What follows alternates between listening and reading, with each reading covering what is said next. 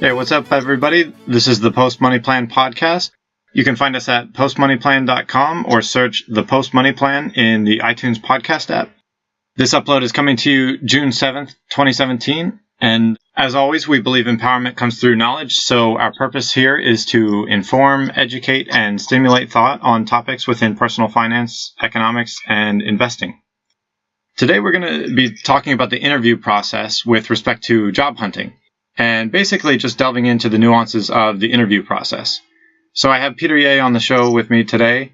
I've spoken with him previously on a few other podcasts concerning the recruitment process and headhunters, so I wanted to follow on and get a little bit more into the details of interviewing with him. So just to remind the audience, Peter not only served as a graduate career advisor during his MBA program, but has also interviewed for dozens of jobs and secured 10 plus jobs over the last 10 years. So you could say he has some experience with the interview process and what works and what doesn't. Okay, Peter, welcome back to the show. Thank you, Dallas. Glad to be here. Could you just refresh the audience on your interview credentials real quick? Sure. So, didn't graduate at the best of times. Graduated in 2009, and I would say that getting a job at that point was fairly difficult, and I've gone through quite a bit of interviews as well as job searching, as well as kind of settling for jobs that I wasn't necessarily fond of, especially with a undergraduate degree. But, I have interviewed at quite a few jobs, some that were in my wheelhouse, some that I did study for, and others that were completely different from what I ever thought I would go into. And during that time, as Dallas mentioned, I've probably interviewed at more than a dozen jobs at this point. And I've gotten offers at, I believe, all of them except for one. And I think using certain techniques, which really just involve being very confident and being well prepared for the interview, what they may ask, and how to best reply in those circumstances. So hopefully I could share some of my thought. Not everything I'm going to say is perfect, but hopefully it'll be helpful. So. All right. Okay, first, start us off with an overview of the chronology of the interview process as it fits into the whole recruitment process. So you apply, there's an automated filtering system these days, HR screens through people. Eventually, if they like you, they'll invite you in for a first interview. Take us from there. Okay. So it's a pretty general sense of kind of what happens when you do first apply. There's some sort of screen, then there's an HR screen. And that person generally will be part of the company, or sometimes there's a headhunter where there's a middleman between you and getting in direct contact with the company that you're interviewing with. Once that occurs, you can go through the internal HR recruiter, which will ask you questions that are fairly basic. That might be your kind of intro interview. Then, depending on what type of job, you can go through up to, I've heard up to 7 to 8 rounds of interviews throughout the course of a couple of months, depending on what type of company it is. But usually those middle interviews are people that are your coworkers or going to be your senior leaders within the firm that are really going to test your knowledge base on whether or not you're familiar with the industry, whether or not you can critically think, work in teams, learn, deal with ambiguity and change, because a lot of the jobs nowadays aren't as straightforward.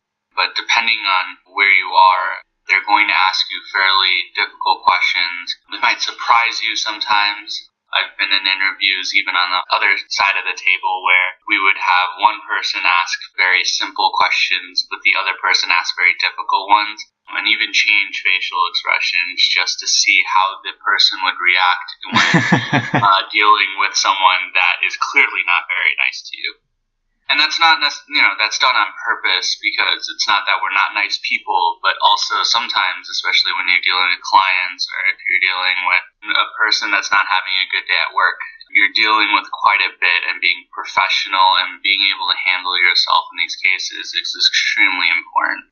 So, they might throw something in there that might be a little different, but at the end of the day, they're all looking for very similar qualities, because you can't teach certain things. You can't teach whether or not a person is going to really do their best or try very hard or learn fast or critically think outside the box, but you can teach them the material that drives the business. You can teach them how things work, how a firm makes money, processes, things like that. So a lot of these things really do try to hone in on what type of person you are. And throughout 7 or 8 interviews, sometimes they'll be able to find that. So one of the things is definitely to be yourself. So. Well, I would argue that it's not that you can't be taught or learn to critically think or think outside the box or things like that, but they probably don't want to invest the time that it would require to do so. That's true as well. Okay, so walk us back in more detail now with some advice through how the interview process is going to go from, let's say, like inside the company, HR takes an interest in you and that they reach out and invite you in for an interview. What starts to happen there? Okay. First things first, when you do get invited to an interview, you need to know the company that you're interviewing. There's been countless times, even at career fairs, where I've sat in a booth and I've had people come up to the booth and go, "Hey, I'm really interested in your company. Tell me more about it." And my first question is generally, "How about you tell me what you're interested in, and we can go from there." And a lot of the times you'd be very surprised that when someone says, "I'm very interested in your company," they actually don't even know what industry it's in. So these are the types of things. Be prepared. If you're invited to go into an interview, do some homework, make sure you know about the company, but also do some research on Glassdoor. Look into what are some typical questions for that specific job or career track, because they're not going to be too far off. And those can really give you a sense of how to prepare, right? So questions on how to prepare are, tell me about a time in your past when you've had to deal with a difficult boss, or tell me about a time when you had to solve a critical problem from beginning to end. These are typical interview questions that you can really prepare for way before you even get into that first interview, where you can be a lot more confident about your answers and really get those stories straight where it kind of hits home of why you're going to be a great candidate. So these are important things to do before that first interview. And the second things are not only prepare, but also dress professionally. It might be the case that people there only don't wear a tie or don't wear a suit every day, but at least for your first interview, you want to be as professional as possible. It's always better to be prepared with a tie and a suit than walk in with jeans and a polo. And the third is just be very professional, act like you want the job, always smile. Body language portion of an interview is something that most people don't realize that takes into account, or that people take into account, because when you're sitting there interviewing and you have your back on a chair and your legs are folded and your hands are behind your head, it looks very poorly on your part. You might have the best answers in the world, but it doesn't give off a good vibe without actually showing the correct body language while you're in an interview. And that's also something that you can practice before getting in to that point. Well, so we kind of skipped over this, but I would think the first thing you want to do if you get an offer to come in and interview, you want to accept and confirm it and coordinate the logistics, right? Yeah, I definitely skipped over that part. I just assumed that if you wanted the interview, you'd probably go in. But yes, you do have to accept. You do have to, make sure you know the details of what time you're going in and what location it is. A lot of the times, you might not be able to find the place right away. So I recommend going a day or two before you actually have to go to the interview to make sure that you know where the place is, how much time it takes to get there, so you're not late, you're not rushing to get there. That can throw your whole interview off if you rushed to get there or you're a couple minutes late. I've actually been in an interview where I've been 10 minutes late in the early stages of my career, and my first question was essentially, "Why are you late?" And that was it. The interview, I remember when I told you I didn't get one job, that was actually the one job I did not get, which I interviewed for. But I actually didn't interview, so I'm not sure if I should count that. I actually just got, "Why were you late?" I actually don't have time for people that are late to an interview. Even though I was in a traffic jam, that wasn't a good enough answer. Yeah. And that was the end of the interview. So, yes, it's very important to know where you're going, make sure you get there at least 15 minutes before the interview. Don't sit there for an hour, but 15 minutes is generally a good time. So yes, those are things that you should definitely do. If you're going to be interviewing with a medium to larger scale company, it's probably the secretary that's going to be coordinating with you from the team or the office. Yes, it's generally the secretary. The secretary will let you know even sometimes who you're meeting with the first time. Do some research on them, understand their background. But yes, they will coordinate where you're going to be, what building, especially when it is a larger firm. They'll have multiple buildings on maybe a company campus. Make sure you know which building it is, not just the general area, because it can be a very large campus and sometimes it takes 20 minutes to walk across these campuses. But yes, the secretary will tell you what time you're going to be there, the layout of your whole schedule for the day. Sometimes you might have multiple interviews throughout the day. Sometimes you might have one, just depending on what type of company it is and what stage of the interview process you're in. Here's another thing that people might not know about or be worried about is if it's a long distance interview or where you would have to fly, you don't want to assume anything. So what should you do when you say, like, you live in New York and you get a job interview offer over in LA or something, and you're going to have to fly, but they haven't said anything yet? Like, how do you broach that subject? That's a good question. Usually what they're supposed to be doing is any company that's going to schedule you to fly out will generally have already made you interview once or twice. So you would have had at least 2 interviews on the phone with different people before they fly you out, because you're generally, when that happens, you're on your second to last or last interview for that position, because they don't want to spend the money for you. If they haven't actually come forward and told you these are your details, this is how this is going to work, you're going to book the ticket and we're going to pay for it, generally that would be probably your first question. I'm excited to come to the interview. I realize it's on this day. How is the travel generally coordinated? Who can probably help me with that? Just show that you're kind of putting more of the onus on them than saying, hey, this is the ticket, now what do I do with it? Versus, this date works for me, how do I arrange my travel arrangements? Do I use a system or does someone there help me? So basically, most of the time, the company is going to pay for your flight if it's long distance, and they're also going to cover your expenses of meals and if you had to stay in a hotel or anything like that. So that's typically what is going to happen. It's just a matter of if they don't clarify all those things with you ahead of time, maybe because they either assume that you know or forget to tell you, and you're not quite clear on it, then you should just carefully broach the subject, right?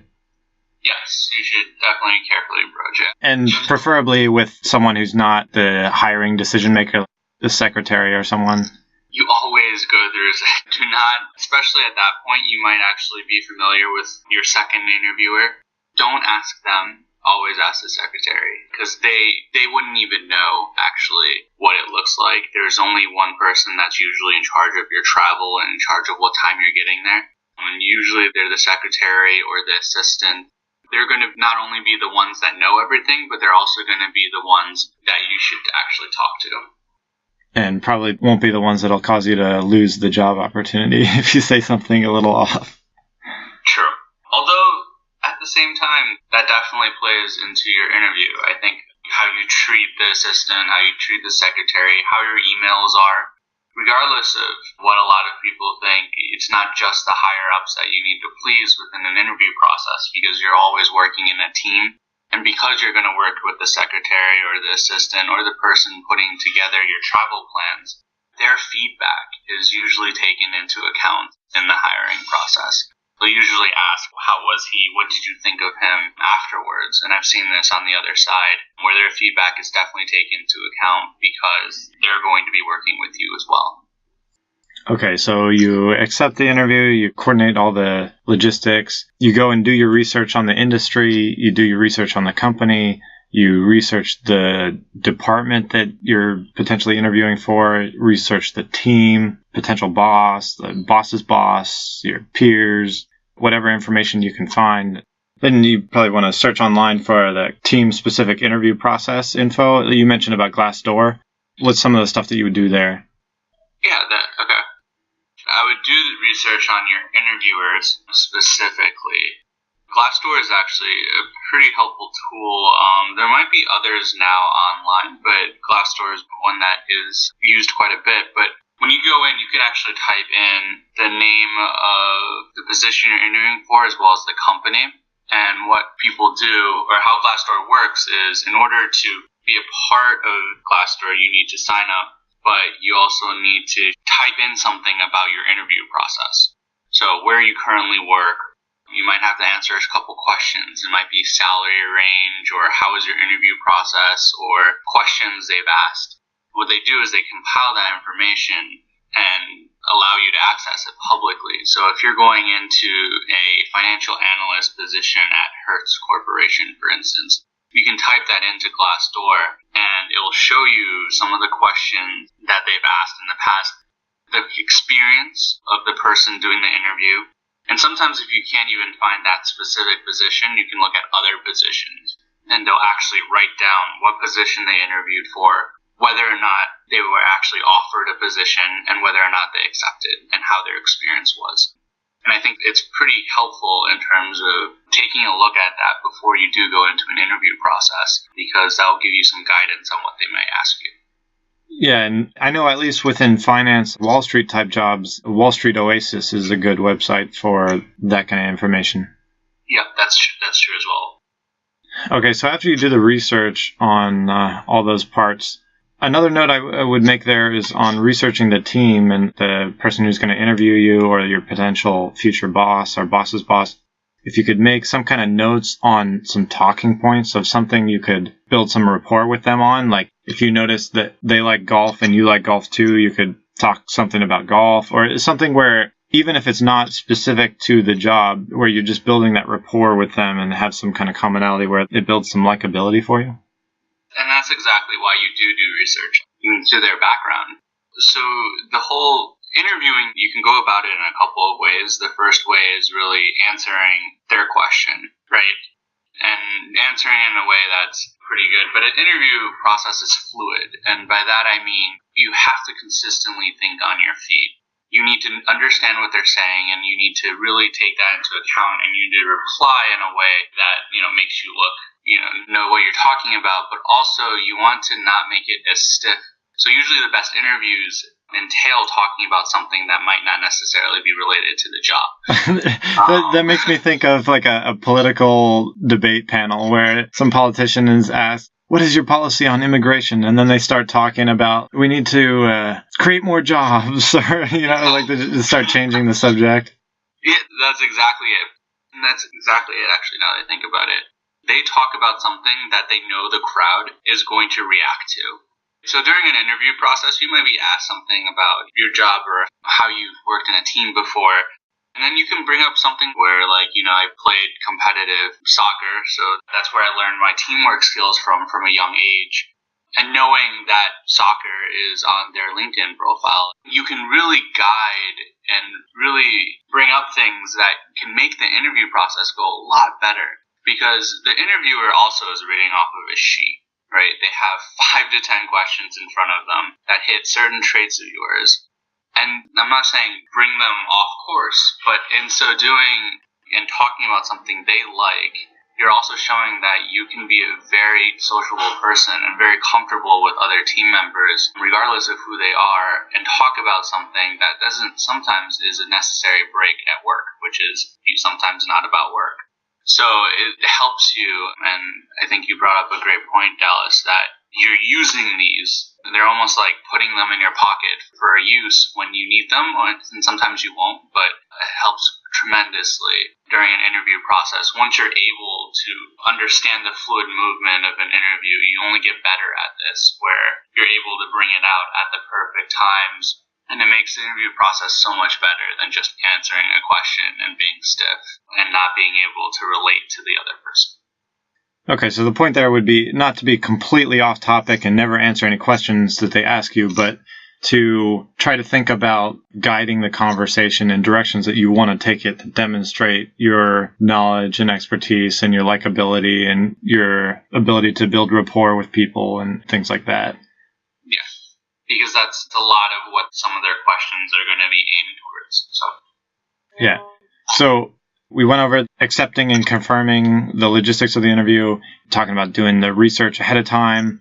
Then how about like being more specific in your studying of reviewing the job description and knowing exactly what they're looking for that job that you're interviewing, and then studying those unique skills, right? That's pretty important, right?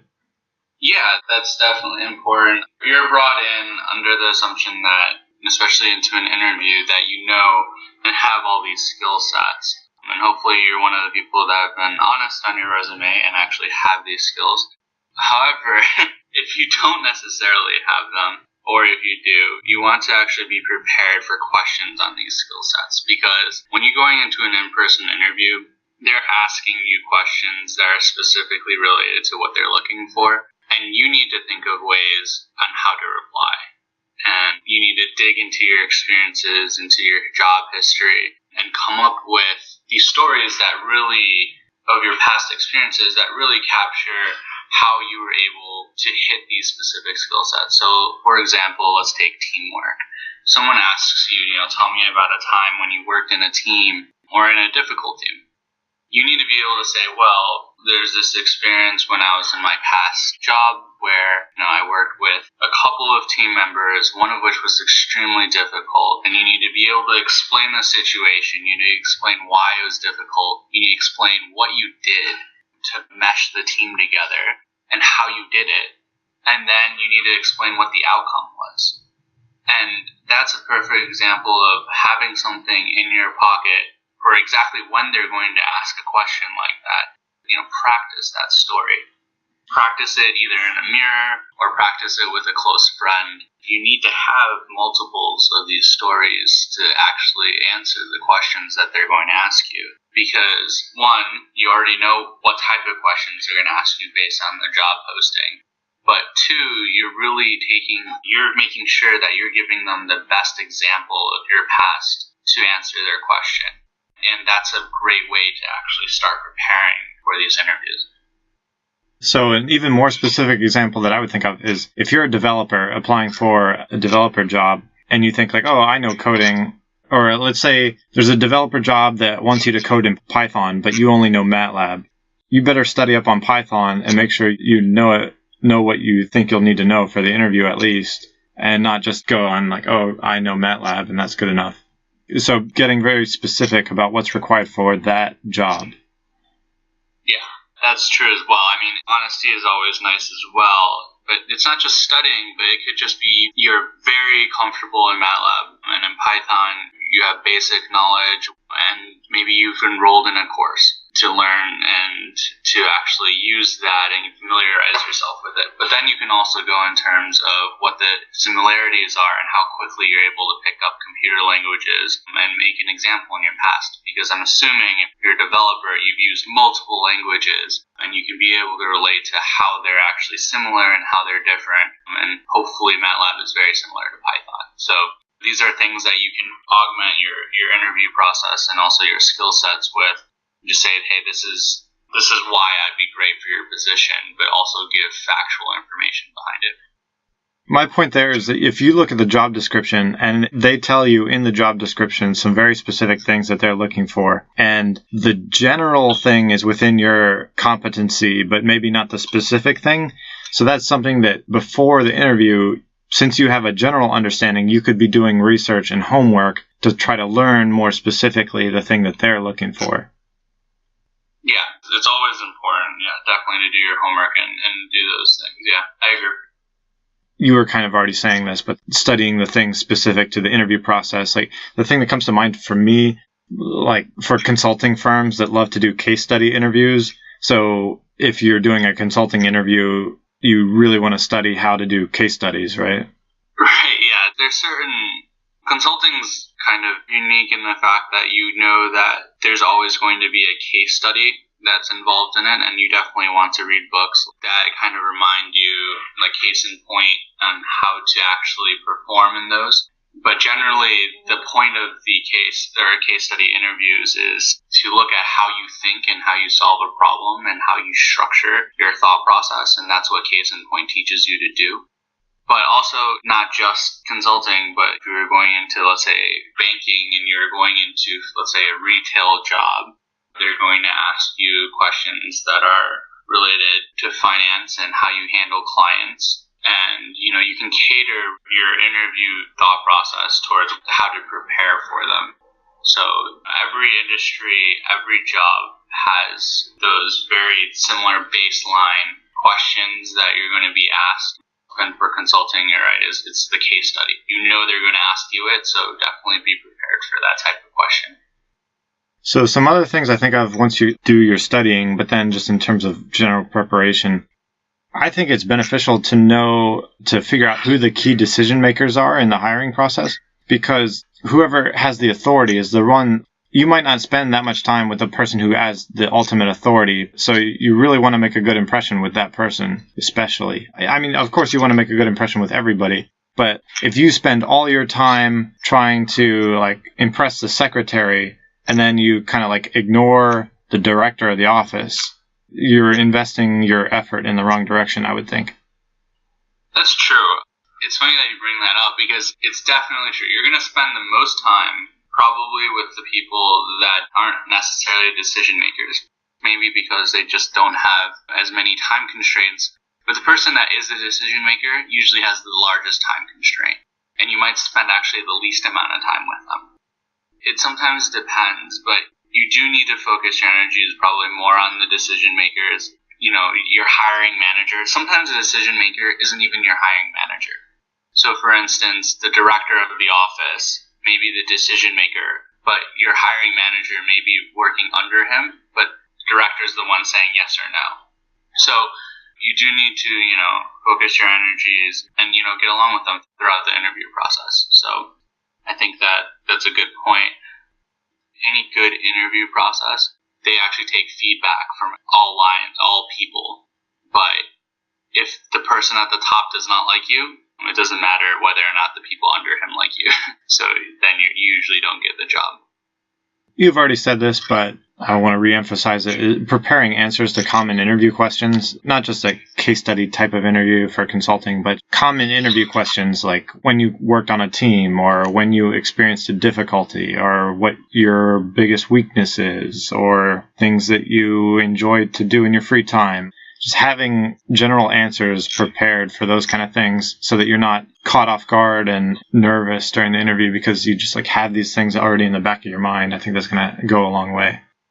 Yeah, I would say if there's a lot of great information that we've said so far, that would be one of the top three by far, if not the most important, because you cannot emphasize enough being prepared, but also preparing in the right way. A lot of people for interviews prepare in the wrong way, where they sit there and they research all of this information that may not even be applicable to their interview. But what is applicable is they are going to ask you questions, and they're more interested in your background and how you can use your background to help their company and how it's applicable to that position.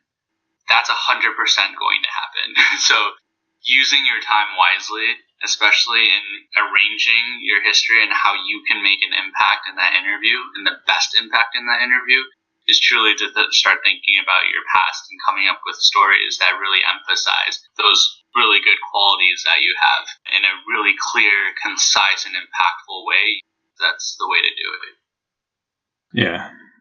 So this is something that I think people will often forget about, because this is kind of about taking some of the control of the interview process in the same way that you would direct your answers to how they ask you questions, but making a list of questions on things that you want to know from them so that you actually ask the information that you feel like you need to know from them. Because it's not all just them finding out about you.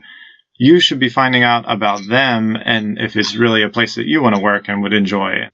So you shouldn't forget that, I think. Mm-hmm. Completely agree. I mean, a lot of cases, we just go in for an interview and we're always worried about whether or not they like me. And it's only recently where I've realized that you can get the job, that's fine, and you can go into it and you realize that you actually don't like it at all. and you just wasted, a year or 2 years in doing something that may not necessarily be that beneficial. You need to really make sure you learn a lot about them and make sure that you like them as well.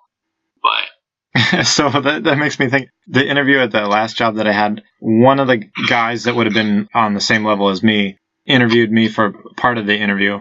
And he's talking to me, and he just he seems kind of strung out, and the way he answered questions about the place to me seemed like he was jaded and on his way out kind of thing, which was not a good sign, And it was actually a good telltale sign in the sense by the time I started there, he had left. His sentiment, I think, was legitimate, and there was a basis to it.